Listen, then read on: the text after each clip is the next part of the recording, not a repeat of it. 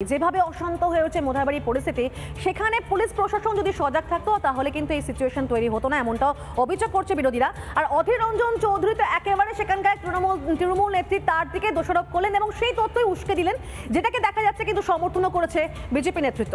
দেখুন,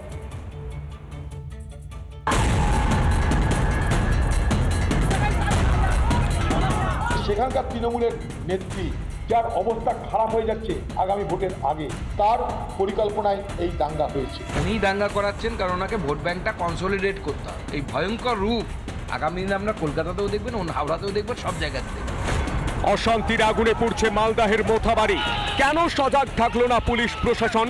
বিজেপি যখন পুলিশের বিরুদ্ধে পক্ষপাত ও নিষ্ক্রিয়তার অভিযোগ তুলছে, তখন গোটা ঘটনায় ষড়যন্ত্র তত্ত্ব উস্কে দিলেন কংগ্রেস নেতা অধীর চৌধুরী। মোথাবাড়িতে আমার কাছে খবর যে সেখানকার তৃণমূলের নেত্রী যার অবস্থা খারাপ হয়ে যাচ্ছে আগামী ভোটের আগে, তার পরিকল্পনায় এই দাঙ্গা হয়েছে। খোঁজ না হোক, দেখুন ধরা পড়ে যাবে সব। সত্যি কি মোথাবাড়ির অশান্তির আগাগোড়ায় পূর্ব পরিকল্পিত? খুব ঠান্ডা মাথায় ছককষে বেছে বেছে হিন্দুদের টার্গেট করা হয়েছে। চক্রান্তের কথা তো তৃণমূল পরিচালিত জেলা পরিষদের সদস্যও বলছেন। টোটাল ম্যাটারটাই সাজানো রটানো, ঠিক না? এরকম কোনো ঘটনাই নাই মসজিদে, এরকম কোনো ঘটনাই ঘটেনি। আমাদের তারাবির নামাজ অনেক আগেই শেষ হয়ে যায়, কেউ আবিরও ছিটায়নি, কেউ ঘটকাও ছুড়েনি মসজিদে। মোথাবাড়িতে অশান্তির ষড়যন্ত্র শাসকের মস্তিষ্ক প্রসূত বলছে বিজেপি। উনি দাঙ্গা করাচ্ছেন কারণ ওনাকে ভোট ব্যাংকটা কনসলিডেট করতে হবে। পশ্চিমবঙ্গের সংখ্যালঘু সমাজকে দাঙ্গার জুজু দেখে, যদিও দাঙ্গাটা তারাই করছে, করিয়ে মুসলিম ভোটকে পোলারাইজেশন করা হচ্ছে মমতা বন্দ্যোপাধ্যায়ের টার্গেট। এই ভয়ঙ্কর রূপ আগামী দিনে আমরা কলকাতাতেও দেখবেন, হাওড়াতেও দেখবেন, সব জায়গাতে দেখবেন। এই পরিস্থিতিতে রবিবার মোথাবাড়ি যাচ্ছেন রাজ্য বিজেপি সভাপতি সুকান্ত মজুমদার। যাওয়ার আগে ইতিমধ্যে প্রশাসনকে সতর্ক করেছেন তিনি। আমি নিজে যাচ্ছি, প্রশাসনকে বলবো তার আগে সব ঠিক করে ফেলতে। আমি নিজে মোথাবাড়িতে যাচ্ছি, আমি মালদা গিয়ে নামবো কালকেই, গিয়ে ওখানে থাকবো, থেকে মোথাবাড়ির ঘটনার সরজমিনে খতিয়ে দেখবো। যদিও তৃণমূল তাতে আমল না দিয়ে দায় চাপাচ্ছে বিজেপির ঘাড়ে। শুভেন্দু, সুকান্ত, দিলীপ ঘোষ সবসময় বাংলায় অশান্তি তৈরির চেষ্টা করে এসছে, এবং যে কারণে এদেরও দায়বদ্ধতা আছে, যে দুটো দায়বদ্ধতা, যে বাংলায় কেন অশান্তি তৈরি করবে, বাংলার বঞ্চনায় এরা মুখ খোলে না। মুখ্যমন্ত্রী লন্ডন যাওয়ার আগে অ্যালার্ম বাজিয়ে গিয়েছিলেন, সেই অ্যালার্মের শব্দেও কেন ঘুম ভাঙল না টাস্ক ফোর্সের? নাকি রাজনীতির অঙ্ক কষে জেনে বুঝেই ঘুমোচ্ছিল প্রশাসন? রিপাবলিক বাংলা। অশান্তির আগুনে জ্বলছে গোটা মোথাবাড়ি, আর যেখানে পুলিশের নিষ্ক্রিয়তা রয়েছে, পুলিশ পক্ষপাত করেছে, এই অভিযোগ বারবার সামনে এসেছে, অভিযোগ করেছে বিজেপি নেতৃত্ব। এবং পুরো বিষয়টা কিন্তু আরো বেশি উস্কে দিয়েছেন কংগ্রেস নেতা, কারণ কংগ্রেস নেতা অধীর রঞ্জন চৌধুরী সেখানকারই এক তৃণমূল নেত্রীর দিকে যাবতীয় অভিযোগ করেছেন। তবে আজকের সিচুয়েশন কি, আজকে কেমন আছে মোথাবাড়ি, আমরা জানবো। সরাসরি চলে যাবো দীপঙ্করের কাছে। দীপঙ্কর, আজকের পরিস্থিতি কিরকম নজরে পড়ছে?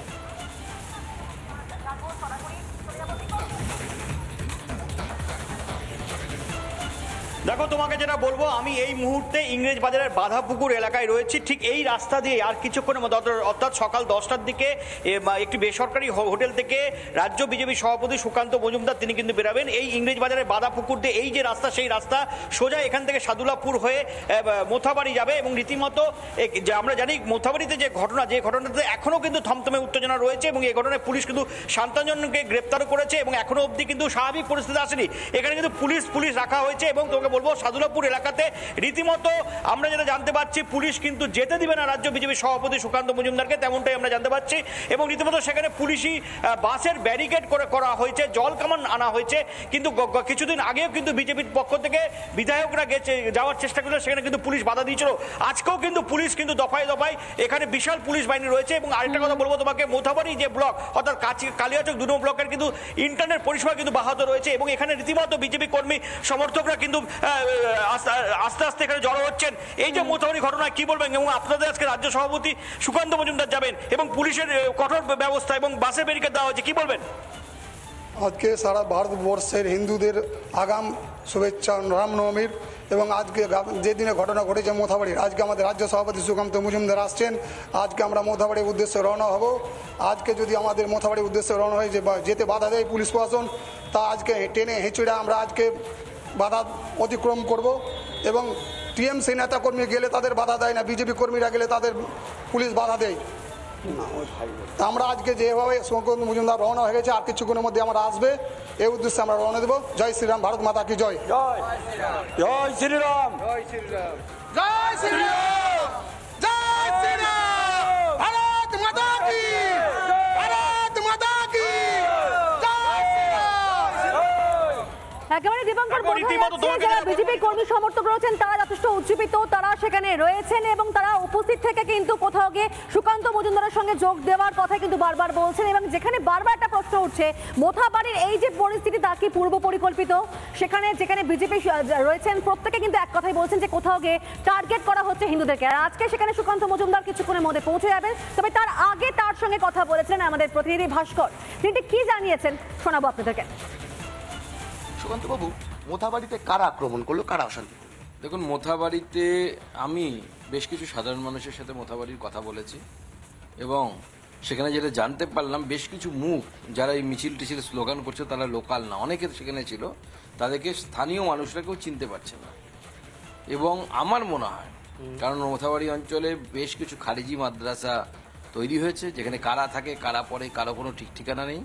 মমতা বন্দ্যোপাধ্যায় এবং তৃণমূল কংগ্রেস ভোট ব্যাংকের লোভে বাংলাদেশ থেকে লোকেদেরকে অনুপ্রবেশ করিয়ে, বাংলাদেশি নাগরিকদেরকে অনুপ্রবেশ করিয়ে এইভাবে খারিজি মাদ্রাসায় রেখে তাদেরকে দিয়ে হামলা করার ছক তৃণমূল কংগ্রেস করেছে কিনা মুসলিম ভোট পোলারাইজেশন করার জন্য, আমার সেই বিষয়ে যথেষ্ট সন্দেহের অবকাশ আছে বলে মনে হয়। তো ভয়ঙ্কর সন্দেহ করছেন, মানে বাংলাদেশ, আপনি বলছেন বাংলাদেশিরা এসে এই অশান্তি তৈরি করে থাকতে পারে? সম্ভাবনা আছে, তদন্ত হওয়া উচিত। এবং আমার মনে হয় পুলিশ যেভাবে এই মুহূর্তে হিন্দুদের বাড়িঘর ভাঙচুর করছে, হিন্দুদেরকে অ্যারেস্ট করছে, সেটা না করে যদি এই খারিজি মাদ্রাসাগুলো নিয়ে তদন্ত করে সঠিকভাবে, তাহলে সঠিক তথ্য বাইরে বের হয়ে যাবে। রাজ্যে এত খারিজি মাদ্রাসা তৈরি হয়, রাজ্যের পুলিশ প্রশাসন তারা কেউ কিচ্ছু জানে না।